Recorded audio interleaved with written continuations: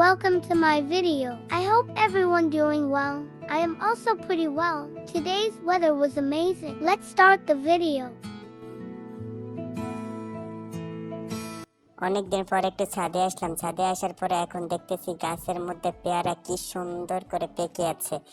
তাই লোভ না সামলাইতে পাইরা ঘর থেকে দৌড় মারা একটা ডালা নিয়ে আসছি পেয়ারা ছিঁড়তে। পেয়ারা ছিঁড়তে গিয়ে আমি কনফিউজড হয়ে গেছি, কোনটা রেখে কোনটা ছিঁড়বো, কোনটা রেখে কোনটা খাবো তাই ভেবে পাচ্ছি না।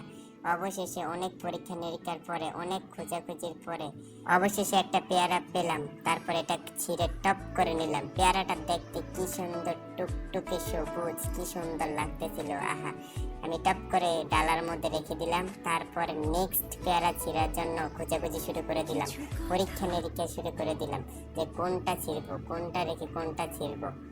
তারপর আবার একটা পেয়ে গেলাম, নিয়ে নিলাম টপ করে। এভাবে হাত দিয়ে যত রকমের পরীক্ষা নিরীক্ষা করা যায় তার মাধ্যমে আমি পেয়ারাগুলা ছিঁড়লাম একের পর এক।